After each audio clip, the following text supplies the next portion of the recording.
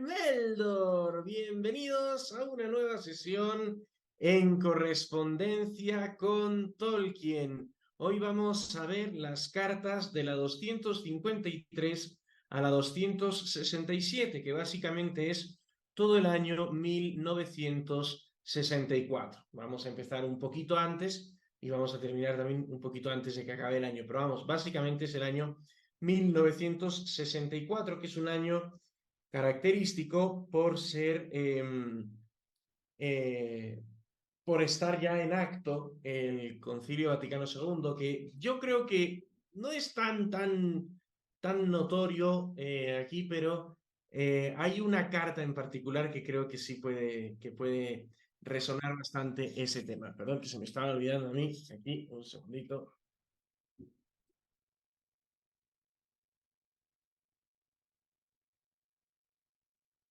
Se me estaba olvidando ponerme la iluminación adecuada. Vamos a hacer el efecto para el vídeo de YouTube. Ya está. Bien, señores. Bueno, entonces, igual tampoco es que sea una maravilla de iluminación, pero algo habrá mejorado. El celular se ve Entonces, mejor. se ve mejor, ¿no? Se ve mejor, sí. Usa el celular. Bien, entonces, señores, esta vez voy a exponer yo. Lamento la noticia que eso implica, pero bueno. Tenemos aquí, voy a compartir de esta forma que me hace ilusión compartir así.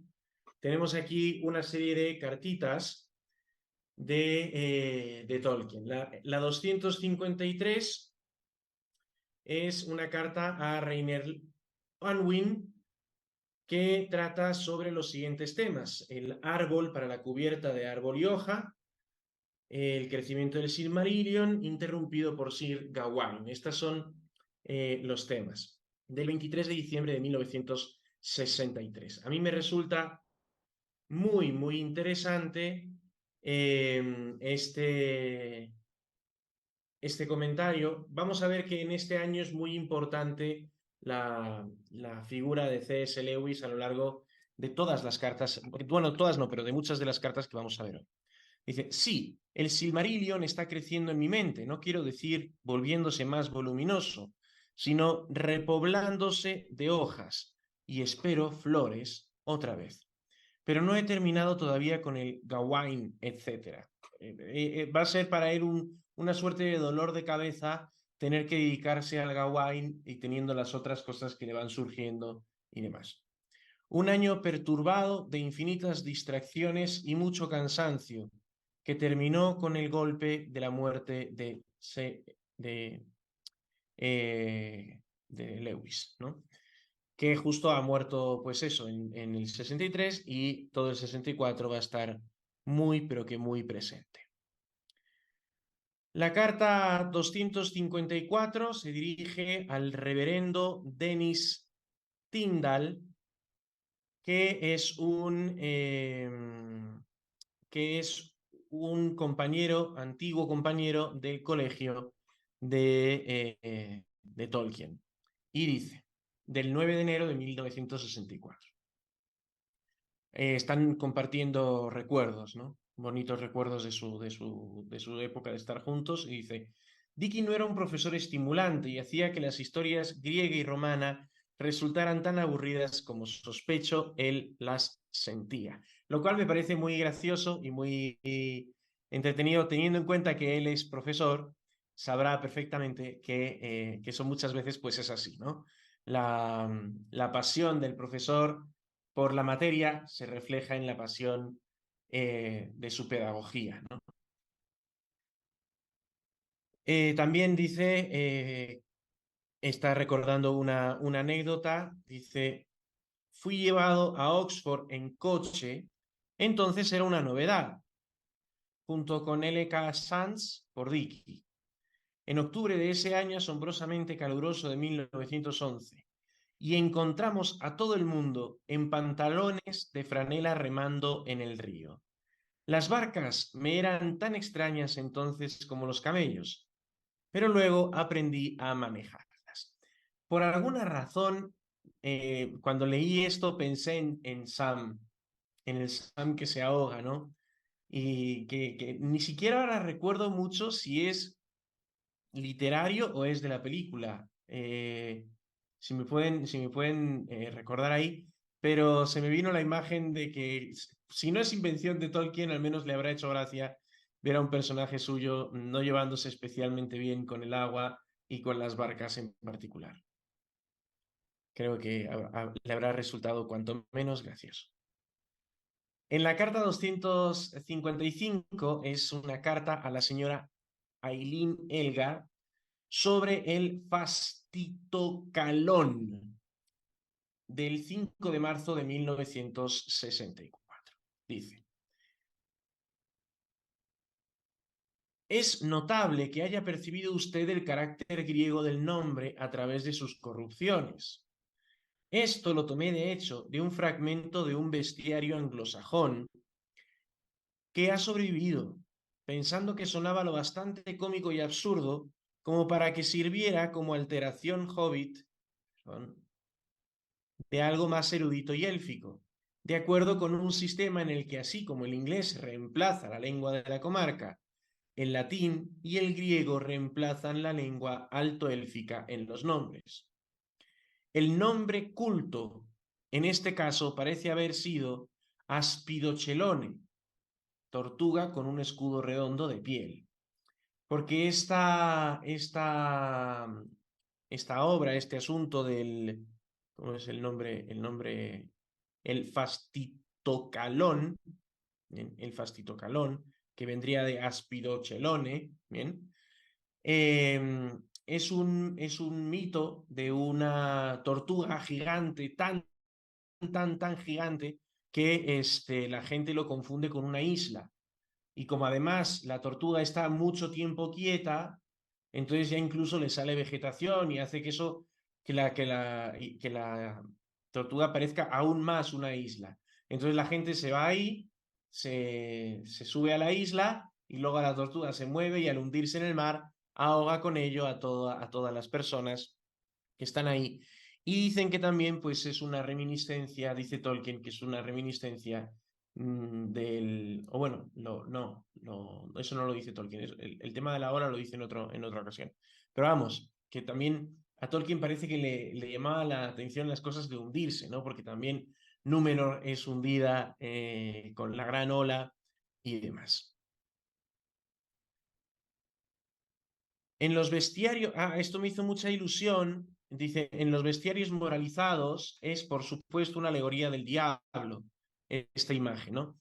Me hizo mucha ilusión por dos razones. Uno, porque habla de los bestiarios moralizados, cosa que es ámbito de mi investigación científica particular. Yo soy investigador en el área de la emblemática hispánica, que tiene muchísimo bestiario moralizado, y eso me hizo mucha ilusión que a Tolkien lo comentara, y sobre todo porque Tolkien reconoce en este sentido el papel que tiene la alegoría en algunos formatos literarios, porque Tolkien rechaza la alegoría como fundamento interpretativo y productivo de la novela, pero hay otros formatos literarios en los que la alegoría, pues evidentemente sí tiene un papel mayor, ¿no? Como por ejemplo las fábulas o justamente los bestiarios moralizados y demás. Y en ese sentido, me parece genial que Tolkien no asuma una bandera en contra de la alegoría porque sí, ya está, ¿no? Reconoce su lugar en el contexto en el que tiene sentido. No lo asume para una novela porque no corresponde para una novela. Carta 256 de una carta a Colin Bailey, donde va a describir la nueva sombra. Y esta es la carta, bueno, es una de las cartas más interesantes que a mí me parece que, a ver, evidentemente Tolkien no hace alegorías, ¿ok? Partiendo de esa base, pero sí está claro que en Tolkien la realidad del mundo se manifiesta en su narración de la Tierra Media, porque en el fondo es, como hemos dicho otras veces, es un mito, la Tierra Media, pero es un mito que habla de las cosas de este mundo. Y me parece muy interesante que justo en este contexto desarrolle Tolkien esta carta. El 13 de mayo de 1964.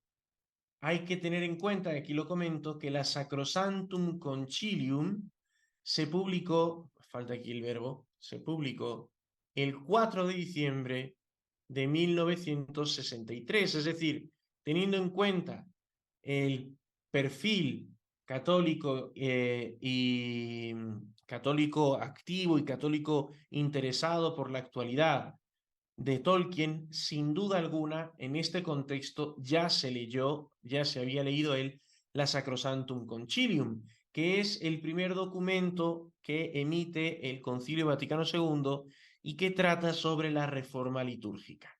Reforma litúrgica que, como veremos en cartas futuras, es muy poco querida por Tolkien. ¿Bien?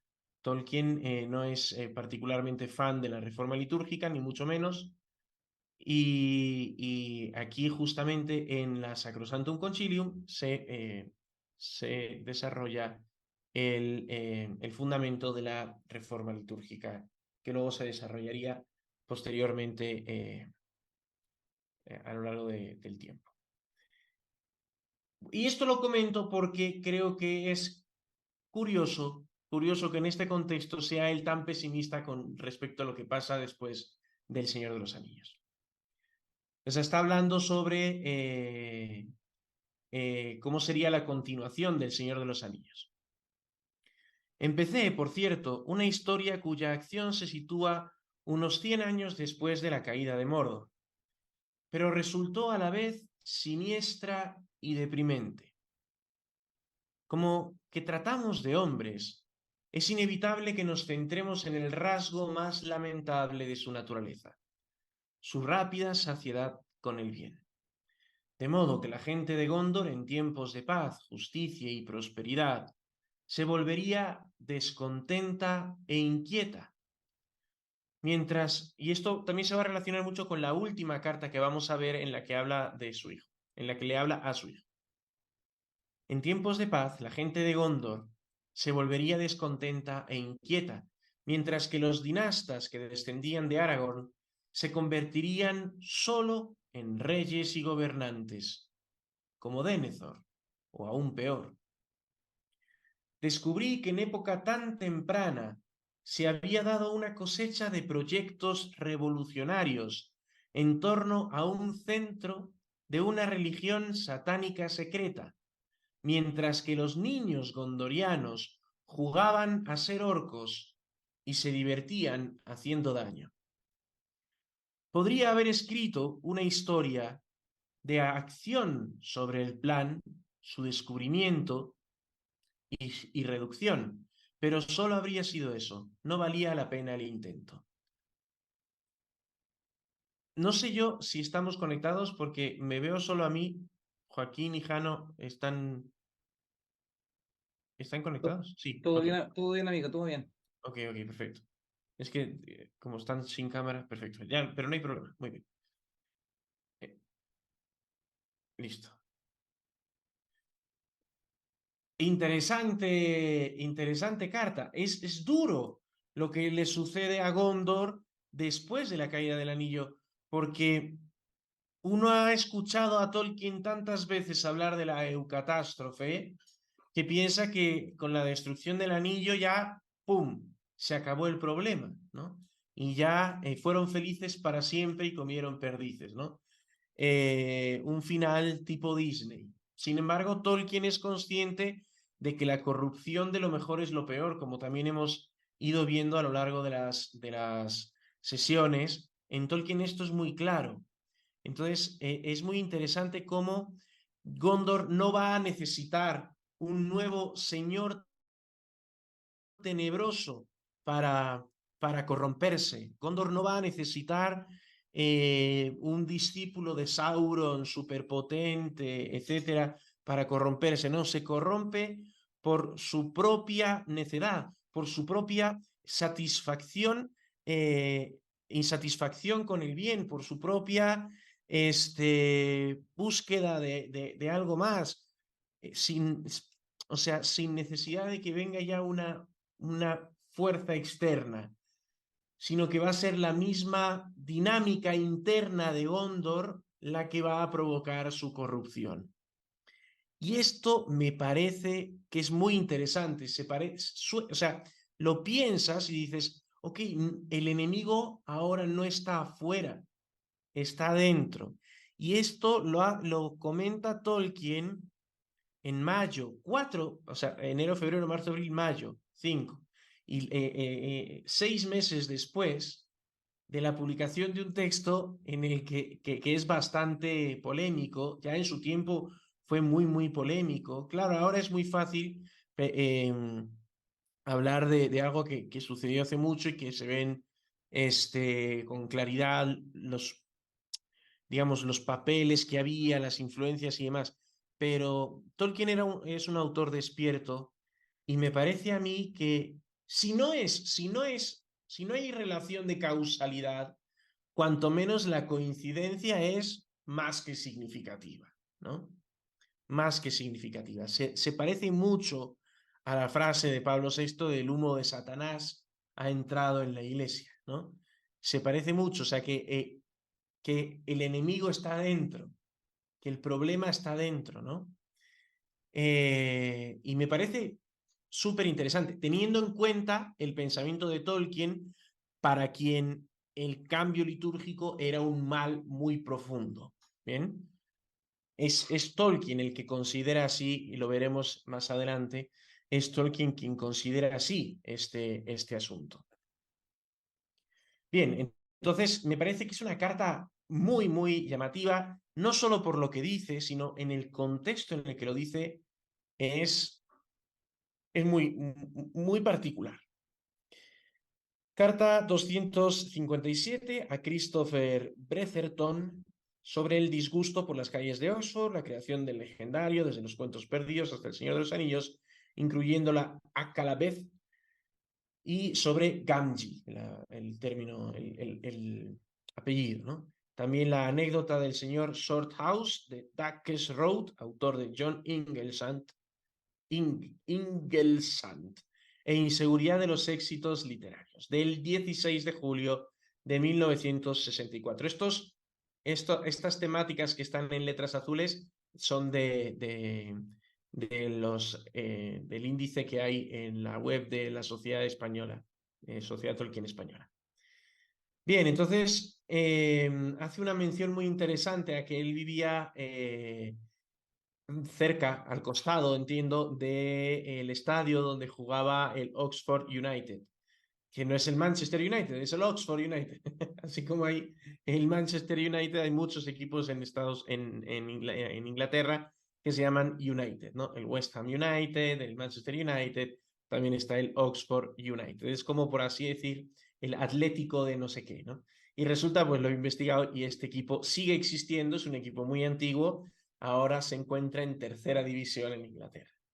Pero vamos, se sentirán honrados de que Tolkien hable de ellos, aunque sea que hable mal de ellos, porque se queja pues del entorno en el que vive, porque se escuchan los cánticos de los aficionados, los vecinos hacen bulla y ese tipo de cosas.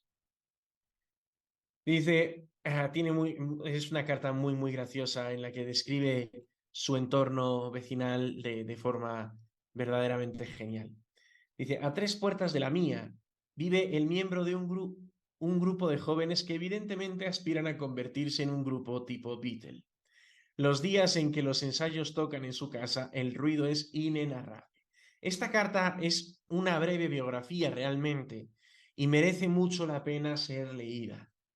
Si no la han leído, si no han leído este conjunto de cartas, al menos esta carta en particular, que es la 257, esta cuanto menos le aconsejo a todo el mundo que se la lea, porque es muy, muy buena. Es una breve autobiografía, realmente habría que poner aquí autobiografía de él, que es genial. Dice, en Oxford escribí un mito cosmogónico, la música de los Ainur, en el que se... Bueno, a ver, perdónenme. En esta carta se habla de todo. Es imposible leerla completa porque es larga y es imposible seleccionar lo que seleccionaría otra persona. Cada uno escoge lo que selecciona, me ha tocado a mí. Y bueno, hay unos extractos que yo me he saltado que son buenísimos. Por eso aconsejo leérsela a todo el mundo, ¿bien? Entonces, en Oxford escribí un mito cosmogónico, la música de los Ainur, en el que se definía la relación del único, el creador trascendental, con los Valar, las potestades, los angélicos primogénitos y la parte que tuvieron en el ordenamiento y el desarrollo del designio primordial. Es muy interesante que aquí nos marca algo muy específico. Tolkien dice que los Valar son las potestades. Las potestades es uno de los coros celestiales. Están serafines, querubines, tronos, dominaciones, principados, potestades, eh, arcángeles y ángeles, si no me olvido de alguien más. Bien. Las potestades es uno de los coros angélicos en particular, que me parece interesante que Tolkien no hable de forma genérica de los Valar como los coros angélicos elevados, o no, que hable específicamente de las potestades. Sería interesante, yo no soy tan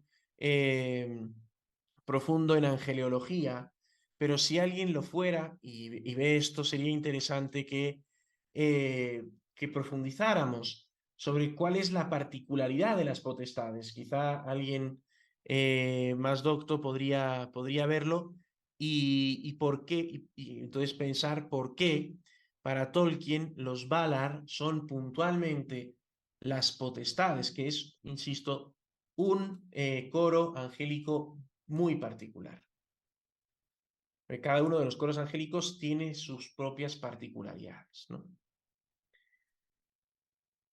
También se contaba cómo fue que Eru, el único, hizo una adición al designio, introduciendo los temas de los Eruhin, los hijos de Dios, los primogénitos, los elfos, y los sucesores, los hombres, a los que los Valar, por expresa prohibición, no podían intentar dominar por el miedo o la fuerza.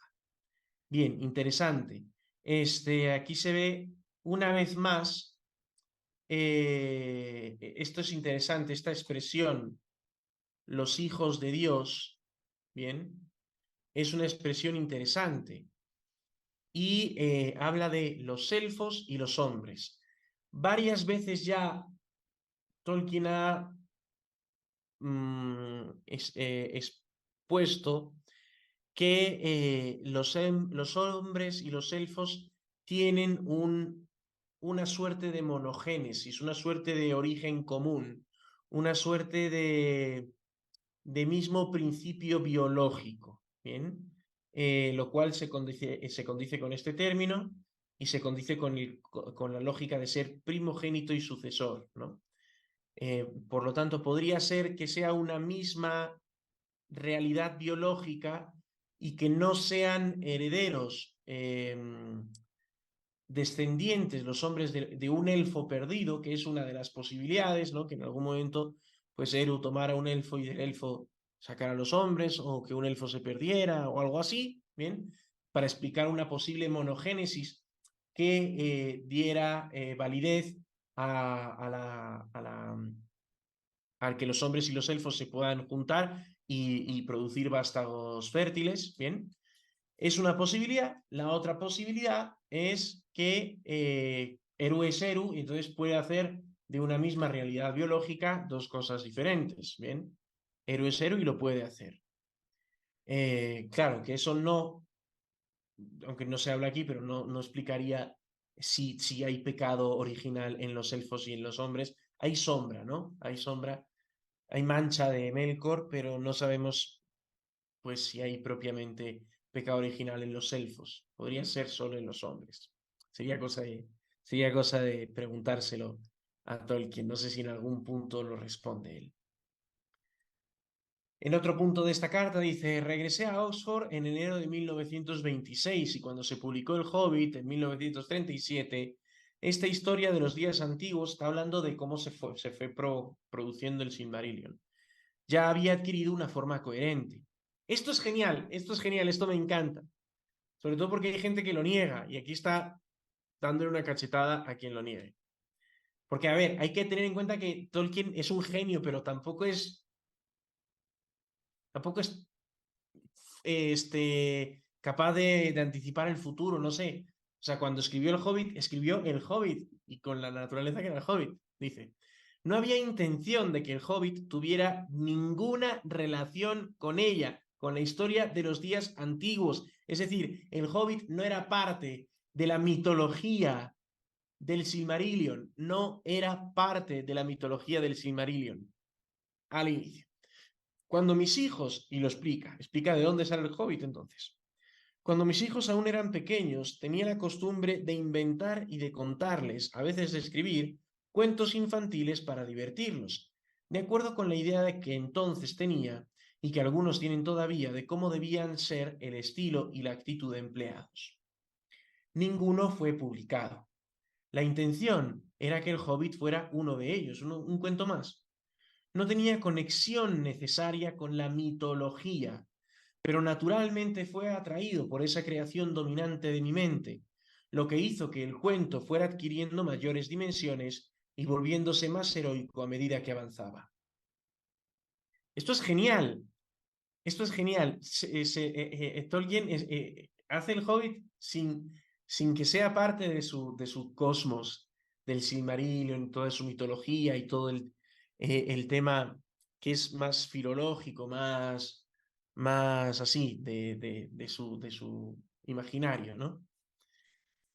El anillo mágico, entonces va explicando cómo lo hace, ¿bien? Va explicando en esta carta cómo hace, dándose cuenta que tiene tremendo universo creado y que tiene esta historia que ha gustado tanto. Ok, ¿cómo hago ahora para que esta historia que ha gustado tanto crezca? Digo, la meto en mi mundo. ¿Y cómo la meto en mi mundo? Justamente aquí es lo que voy a explicar. ¿Cómo hace para que encaje en su mundo? El anillo mágico era el único elemento del Hobbit que evidentemente podía relacionarse con mi mitología. Para soportar el peso de una historia larga debía cobrar suprema importancia. Lo vinculé entonces con la referencia del todo casual originalmente al nigromante, al final del capítulo 7 y del capítulo 19, cuya función apenas era algo más que procurar un motivo para la partida de Gandalf, dejando a Bilbo y a los enanos librados de sí mismos. Sería una suerte de MacGuffin. Originalmente, el nigromante es una suerte de MacGuffin, es un recurso literario que te sacas de la manga para que alguien para provocar las acciones, ¿bien? Dejando a Bilbo y a los enanos librados a sí mismos, lo cual era necesario para el cuento. Entonces, el nigromante en el Hobbit es un MacGuffin. Es como, para que vean, un MacGuffin es, bueno, MacGuffin propiamente es un recurso cinematográfico, pero es el maletín de, ay, ¿cómo se llama esta película? Esta película de John Travolta y, ay, por el amor de Dios, y el actor de Mace Windu en Star Wars. ¿Cómo se llama? Eh, actor Mace Windu. ¿Cómo se dice? Por favor.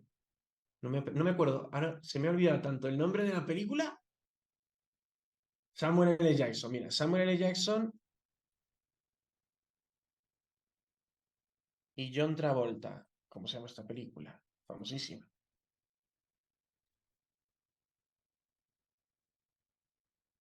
Eh, Pulp Fiction. Eso.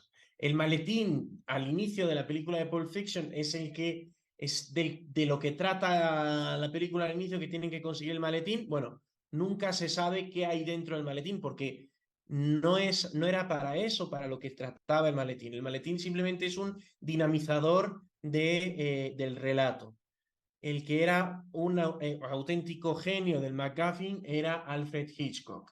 El avión que corre detrás del hombre que está corriendo. Muchas de sus películas, casi todas, inician con un MacGuffin, que es un elemento que no tiene peso argumentativo, pero sirve para dinamizar la historia. Bueno, pues impresionante. Sobre todo la humildad que implica decirlo. Es como cuando un jugador quiere pasar y acaba marcando gol y nunca dice, no, no, yo quería pasar y se me fue mal y marqué gol. No, la mayoría dicen, no, sí, fue lo que intenté, ¿no? O sea, Tolkien te dice aquí con toda honestidad, mira, el nigromante era un McAfee y luego ya le di un sentido, pero no tenía un sentido en el origen, era simplemente para que Gandalf se fuera y ya está, y dejara a los enanos trabajar con Bilbo. Sigo leyendo. Del Hobbit se derivan también los enanos, Durin, su primer antepasado, y Moria. Y Elrond, esto es genial, esto es genial. El pasaje del capítulo 3 en el que se lo relaciona con los medioelfos de la mitología fue producto de un afortunado azar. Debido a la dificultad de estar inventando constantemente nombres adecuados para los nuevos personajes. Lo llamé Elrond casualmente, pero por ser un nombre que provenía de mi mitología, Elros y Elrond, los dos hijos de Earendel, lo convertí en medio elfo. Solo en El Señor de los Anillos se lo identifica como el hijo de Earendel y por tanto bisnieto de Lúthien y Beren, un personaje poderoso y portador de un anillo. O sea, es genial, es genial. O sea, el Elrond del Hobbit no era Elrond, se llamaba igual y ya está. Y luego Tolkien decide convertirlo en el Elrond que todos conocemos del Señor de los Anillos y demás. Es genial. Es una cosa genial. Sobre todo porque ya existe en su cabeza, ya existía en la mitología el tema de los dos hijos de Arendil, Elros y Elrond. Entonces, él mismo juega con sus mismas existencias e inexistencias de su propio mundo mitológico, lo cual es genial. Luego vuelve a hablar de C.S. Lewis en esta carta también. Dice, sí, Lewis fue mi más íntimo amigo poco más o menos desde 1927 a 1940 y siguió siendo muy querido para mí.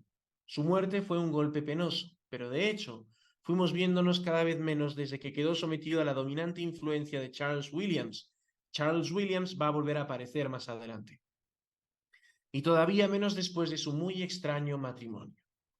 Leí The Pilgrim's Regress en el manuscrito. Nunca he podido disfrutar de Pickwick. Va a ser bastante crítico ahora que Lewis ha muerto. Va a ser bastante crítico con su obra. Y también comenta que Lewis lo era con la suya. Bien. Bueno, terminamos con esa carta porque esa carta es buenísima, pero merece la pena seguir avanzando. Carta 258 de una carta a Rainer Unwin sobre el copyright para proteger los nombres del Señor de los Anillos del 2 de agosto de 1964. ¿Qué sucede? Que es un barco de estos que funcionan como, o sea, que funcionan de forma hidrodinámica, así como el avión, por la forma que tiene, es elevado, es un tipo de barco, ahora mismo no me acuerdo el nombre, Air Dryer, no me acuerdo el nombre, que es un tipo de barco que cuando toma velocidad, por la dinámica que tiene una suerte de aleta que va debajo del agua, ¿bien? Pero que por la dinámica cuando toma velocidad, ¡fum!, se eleva. Y entonces es un barco que asciende y flota y logra una gran velocidad. Entonces, bueno, un barco así hizo un récord y lo apodaron Sombra Gris. Y eso a Tolkien le pareció fatal, porque pues ni siquiera le pidieron permiso, ¿no? Entonces, eso le molestó. Dice, me estoy acostumbrando a Rivendels, Loriens Imladris, etc., como nombres de caballo, aunque quizás sean más frecuentes que las cartas que dicen con su permiso. Vimos que sí había una carta, ¿se acuerdan que hace tiempo vimos una carta en la que una señora le pedía permiso para poner nombres Tolkiendil a sus gatos? Bueno, pues efectivamente hay gente que lo hace y no pide permiso, ¿no? Lo cual a Tolkien le parece fatal. Cuanto menos pidan permiso. Ya, pagar es una cosa quizá exagerada, pero cuanto menos que pidan permiso, lo cual me parece cuanto menos sensato. Carta 259, de una carta a Anne Barrett, HMC, como se lea eso, Houghton Mifflin Company. Sobre la oposición a la mentalidad de Charles Williams, justo que ocupó la mente de Lewis, su influencia sobre Lewis y la nota para Árbol y Hoja, y la intención de publicar juntos Beowulf, junto con Lewis. También sobre los monstruos y los críticos, y sobre los cuentos de hadas y el regreso de Beornoth, del 7 de agosto de 1964. Dice, soy un hombre de simpatías limitadas, aunque consciente de ello, y Charles Williams está casi completamente fuera de ellas, de mis simpatías. Tuve un contacto bastante íntimo con él desde fines de 1939, al final de la Guerra Mundial, hasta su muerte. De hecho, fui una especie de ayudante, de partera, en el nacimiento de All Hallows Eve, que nos fue leída en voz alta a medida que iba siendo compuesta, pero los cambios muy grandes que se le hicieron se debieron sobre todo a Lewis, y disfruté mucho de su compañía, pero nuestras mentes estaban a una distancia polar. Es una pena cómo estos dos amigos siguen siendo muy amigos, pero ya sus criterios, sus mentes están muy distanciadas. Su mitología arturiana bizantina me disgustaba activamente y todavía pienso que echó a perder la última parte de la trilogía de Lewis. Un hombre muy impresionable, demasiado impresionable. O sea, Tolkien culpa a este personaje de su distanciamiento con Lewis. Lo hizo 2 cartas anteriores y lo ha hecho ahora. Charles Williams, ¿no? Parece que influyó mucho en Lewis y provocó, de una forma probablemente tóxica, provocó que se distanciara de Tolkien.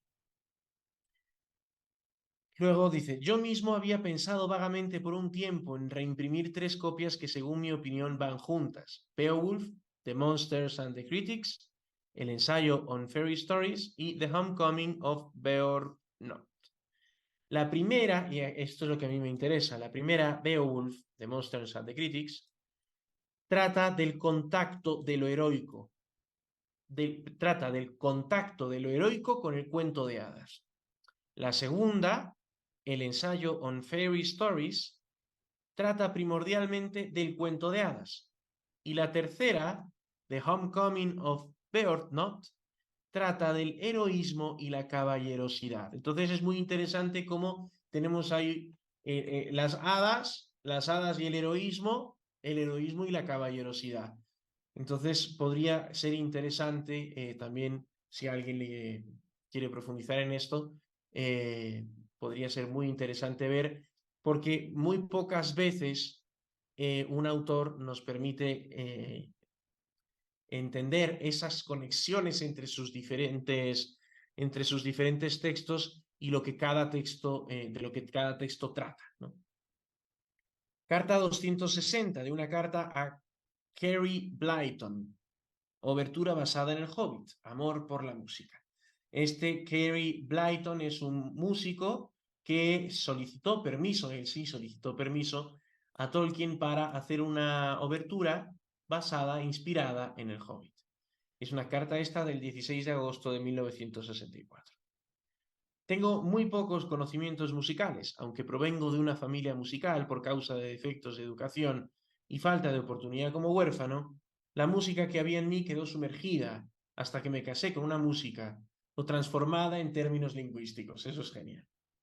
La música me procura gran placer y a veces inspiración, pero estoy en la posición inversa de quien lee o escucha poesía, pero conoce poco de su técnica o tradición o de la estructura lingüística. Me parece que es muy interesante esta visión que él tiene de la música desde lo que él sí conoce que es la poesía. Carta 261 de una carta a Anne Barrett, Houghton Mifflin Company, sobre el disgusto por un artículo publicado sobre Lewis, del 30 de agosto de 1964. Vemos que Lewis es omnipresente en este año. Bueno, por supuesto, podría decir más, pero debo trazar la línea. Sin embargo, me gustaría, esto es genial, que se pudiera prohibir que después de la muerte de un gran hombre, uno pequeño garrapateara acerca de él sin saberlo bastante de su vida y su carácter, como para dar la clave acerca de su verdad. Esto es porque un joven publicó un artículo en el que decía tonterías sobre Lewis y Tolkien las desbarata todas y luego concluye diciendo esto, ¿no? Que es interesante, no está muy a favor de la libertad de expresión como se sostiene hoy en día, ¿no? Carta 262 a Michael Di Capua, de Pantheon Books, sobre el prefacio para The Golden Key y el origen de El Herrero de Wootton Mayor, del 7 de septiembre de 1964. Dice, no confío en que pueda hacer nada digno del honorario que usted ofrece. No me... porque entiendo yo, me ha parecido entender que le están pidiendo hacer un prefacio para una obra que tiene un carácter alegórico y que el prefacio originalmente lo iba a hacer Lewis. Y en ausencia de Lewis, se lo proponen a Tolkien. Dice, no me siento naturalmente atraído, de hecho me sucede lo contrario, por la alegoría, sea mística o moral, pero haré lo posible si hay tiempo. De cualquier modo, le agradezco su consideración. De nuevo, el tema de la alegoría es presente en toda la correspondencia de Tolkien porque es un tema recurrente y era toda una polémica, ¿no? Sobre si corresponde o no corresponde este estilo. Carta 263 de una carta a la Houghton Mifflin Company sobre el disgusto por la cubierta de árbol y hoja en Estados Unidos. Estamos viendo a un Tolkien que cada vez escribe, o al menos se seleccionan cartas que tratan sobre sus disgustos, el pobre, ¿no? Del 10 de septiembre de 1964. He señalado esta frase porque es arte puro. Dice, las letras son para mi gusto de mala calidad y no bien ejecutadas. Y aunque sin duda esto es deliberado, no por ello me parecen mejores. Claro, porque no es lo mismo cuando un niño no es capaz de hacer un arte que cuando un artista dibuja mal algo borroso o torcido, etcétera, a propósito, como cuando un payaso hace una payasada y la hace a propósito, ¿no? Tiene, en ese sentido, el defecto puede tener valor, ¿bien? Si el defecto es voluntario, puede tener valor. Sin embargo, aquí, pues me hace mucha gracia la frase, ¿no? Aunque sin duda esto es deliberado, no por ello me parecen mejores. Carta 264 de una carta a Allen y Unwin sobre la carta anterior, del 11 de septiembre de 64. Y aquí ya sí habla con toda libertad. Dice, una cosa espantosa, como una especie de cruz entre una gruesa anémona de mar y un nogal español podado con un emplasto de letras de una fealdad indecente. O sea, porque la carta que escribe antes, ok, ya es dura, pero todavía se modera un poco. En esta ya va con todo. Carta 265 de una carta a David Kolb, jesuita, y disgusto por los libros de Narnia y cartas a Malcolm de Lewis, del 11 de noviembre de 1964. Esto es duro, ¿no? Habla de, bueno, dice, se dice que Narnia y toda esa parte de la obra de Lewis debería quedar fuera de los límites de mi simpatía, y no lo niega, así como gran parte de la mía estaba fuera de los límites de la suya. No solo no lo niega, sino que lo asume. Además, personalmente encuentro Letters to Malcolm una obra deprimente y por partes horrible. Empecé un comentario sobre ella, pero si lo hubiera terminado no habría sido publicado. Es duro, ¿no? Eran súper amigos, pero como críticos el uno del otro, pues se daban con palo, un poquito. Carta 266, que es la penúltima, de una carta a Michael George Tolkien, que es su nieto, sobre las dificultades en la traducción de Sir Gawain y Pearl, del 6 de enero de 1965. Y aquí me parece algo muy interesante. Y sobre todo me parece que es una patada donde no se debe dar patadas a Minotauro. Pearl es, por supuesto, casi la tarea más difícil que pueda proponérsele a un traductor. Es imposible hacer una versión en el mismo metro lo bastante literal como para que pueda servir como traducción de uso escolar. Esto es clave, en el mismo metro.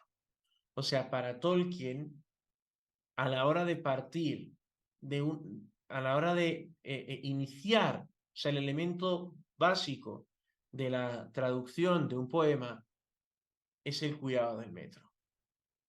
Ya, a partir del metro, que es el que en inglés el metro es lo más importante. En inglés la métrica y el ritmo. El metro es métrica y ritmo. El ritmo y la métrica es más importante que la rima.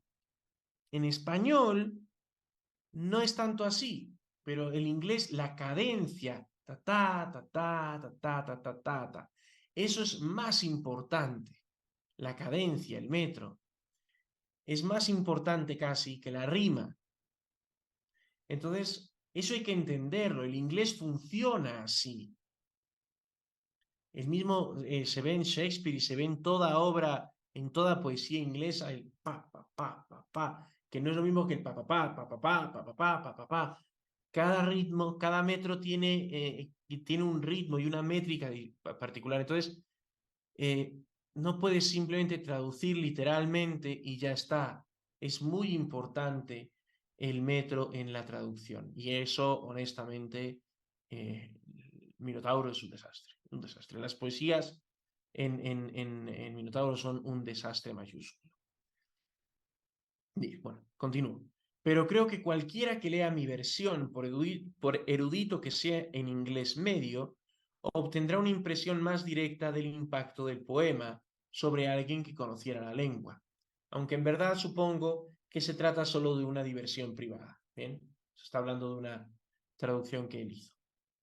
Y finalmente la última carta, la 267, de una carta a Michael Tolkien, donde va a hablar pues, sobre gente de Oxford, anécdotas sobre la fama, con Ava Gardner, con el Consejo de Ministros e Iris Murdoch, porque el Consejo de Ministros resulta que son todos fans absolutos de Tolkien, y Iris Murdoch también. Va a hablar sobre su madre y la amargura por la pérdida de fe de Michael Tolkien, que es justamente lo que se relacionaba con la carta del futuro de Gondor, ¿no? Del 9 y 10 de enero de 1965. Robert Graves, notable criatura, entretenido, agradable, extraño, lleno de ideas absurdas, medio alemán, medio irlandés, muy alto. Debe de haberse parecido a Sigurd, cuando joven, pero un asno. Fue la mala conferencia más ridícula que haya escuchado. Está hablando de un personaje que estaba ahí en la universidad. ¿Bien? Que es todo lo que quieras, pero es un asno, ¿no? Y una conferencia horrible. Y nos estamos ubicando. Después, aquí empezaba la cita, pero no, como no estaba mostrando a quién hablaba, por eso he incluido la descripción, que es genial, parece una descripción de novela, ¿no? de una obra suya. Después me presentó a una agradable joven que había asistido a ella, bien vestida, pero con soltura, aplomada y placentera. Nos llevamos perfectamente, pero Graves se echó a reír y dijo: es evidente que ninguno de los dos había oído antes nunca del otro. Perfectamente cierto. Y yo no había supuesto que la joven señora hubiera oído de mí. Su nombre era Ava Gardner, pero aún así no significaba nada, hasta que la gente más advertida del mundo me informó que era una estrella cinematográfica de cierta magnitud. y que el apremio de los periodistas y la tormenta de flashes en la escalinata de la escuela no se dirigía a Graves, por cierto, no a mí, sino a ella. Entonces se encontraron dos famosos, Ava Gardner y Tolkien, pero ninguno conocía al otro, lo cual es genial. También habla aquí del tema del Consejo de Ministros y demás. Y luego ya pues se pone con el último tema, que lo voy a leer, es la cita más larga de todas. Creo que es muy interesante. El final requeriría quizá de una reflexión o de una interpretación mayor a la que yo alcanzo a lograr. Pero bueno, leo. Es interesante porque está hablando de la pérdida de fe de su hijo, pero lo hace de forma... no le dice, no pierdas la fe, hijo. No lo dice de forma chabacana, sino lo dice como todo de forma elegante.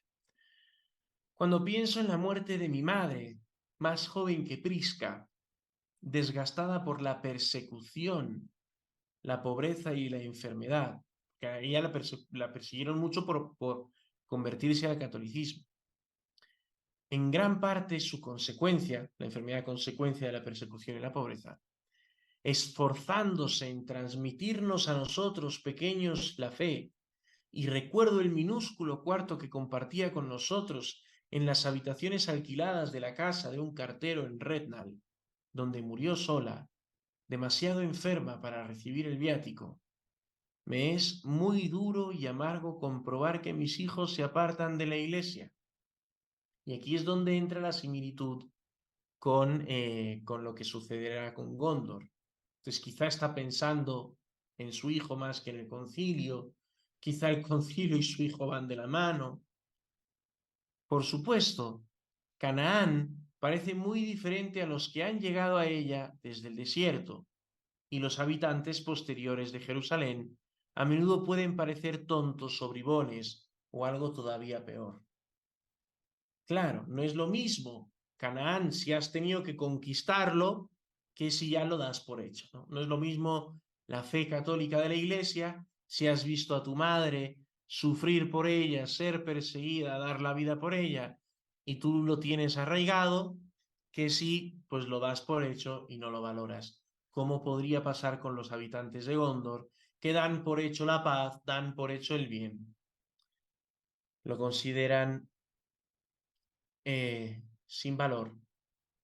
Pero siempre me ha parecido verdad, inac urbe lux solemnis, que no, vi la traducción, era algo así como, no me acuerdo, la traducción es algo así como en esta urbe la luz solemne, pero no, en esta urbe la luz solemne, pero no sé qué significa honestamente, lo he buscado brevemente y no lo he encontrado. He conocido en el curso de mis peregrinaciones a sacerdotes desagradables, estúpidos, irrespetuosos, caprichosos, ignorantes, hipócritas, haraganes, borrachos, crueles, cínicos, mezquinos, codiciosos, vulgares, snobs y aun barrunto inmorales. Él no es un romántico de su religión, reconoce las realidades que hay.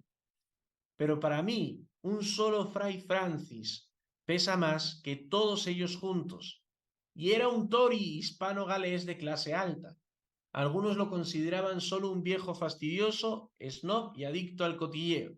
Lo era, y no lo era. Por primera vez aprendí de él la caridad y el perdón, y su luz horadó aún la oscuridad liberal de la que yo venía, sabiendo más de Bloody Mary que de la Madre de Jesús, la que nunca era mencionada por los romanistas, excepto como objeto de errada devoción. Aquí entiendo que eso último es la visión que él tenía antes de que Tolkien, antes de que Fray Francis horadara esa oscuridad liberal de la que él venía. O sea, entiendo que esta es la oscuridad liberal de la que él venía. O sea, que Tolkien sabía más de Bloody Mary que de la Madre de Jesús, a la que consideraba que solo era mencionada por los católicos como objeto de errada devoción. Entiendo que Tolkien pensaba así, ¿no? No conocía a la Virgen y consideraba que solo se la mencionaba como objeto de errada devoción hasta que Fray Francis horadó esa oscuridad con luz. Eso es lo que entiendo.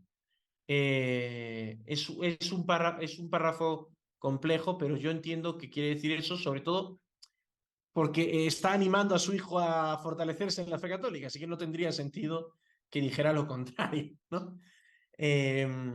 Por lo tanto, prefiero, bueno, considero que esa es la interpretación más coherente. O sea, que está animando a su hijo a fortalecerse en su fe católica y a no abandonarla, ¿no?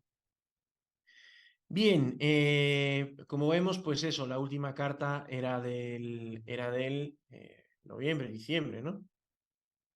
Hoy era de enero. Ah, mira, ya del 9-10 de enero de 1965. Entonces, hemos tenido la última carta de 1963, todo 1964 y la primera carta de 1965. Bien, por mi parte eso sería todo. No sé si hay algún comentario. Claro que sí hay un comentario, por supuesto. Se me estaba olvidando el comentario de nuestro siempre fiel compañero a la distancia, que le encontraré en un momentito, que me lo ha mandado hoy mismo. Aquí está. Si hay un comentario, dice. Buenas tardes. Sobre la carta 257, vamos a ver cuál es la carta 257 brevemente aquí. 257. Ah, es la larga. Es la autobiografía, ¿bien? En la autobiografía. Que no es propiamente una autobiografía, pero merece la pena ser leída porque es muy buena. Y justo es la que comenta Omar. Dice, el finlandés, esta es una parte de la carta, el finlandés también me procuró un atisbo de un mundo mitológico por entero diferente. Él ha seleccionado otra cosa, porque es imposible, es demasiado larga y es demasiado bonita y tiene mucha riqueza esta carta, dice. Entonces comenta Omar. Cuando Tolkien leyó la traducción de Kirby del Kalevala finlandés al inglés, esta no le gustó, por lo que decidió aprender finés por su cuenta, mientras estudiaba sus cursos en 1919. Interesante. Y vuelve a citar. El germen del intento de escribir leyendas propias que se adecuara a mis lenguas privadas fue el trágico cuento del desdichado Kullervo en el Kalevala finlandés. Y es que Tolkien, comenta Omar, tradujo la historia de Kullervo al inglés, que dejó inconclusa fechada antes de 1916, fecha en que lo mandan a la guerra en Francia. Esta historia es la que origina Los hijos de Húrin, propiamente de Túrin, y es que terminan matándose ambos con una espada maldita que les habla al final. Esta historia de Kullervo, se podría decir, es el origen, germen, como dice Tolkien, de su legendarium, del Silmarillion. O sea, podría ser efectivamente que Kullervo sea, pues eso, la semilla de la cual luego Tolkien haría germinar su Silmarillion, su legendarium, en el cual englobaría el Hobbit y del cual se enriquecería para desarrollar El Señor de los Anillos y toda la obra que nosotros tanto amamos y de la que estamos aquí reunidos. Bien, señores, entonces la semana que viene don Joaquín Soto dará la exposición de las cartas 268 a la 283. Ya vamos llegando al final, ya quedan menos de 100 cartas. Así que nada, nos vemos, muchas gracias, hasta la próxima sesión en Correspondencia con Tolkien.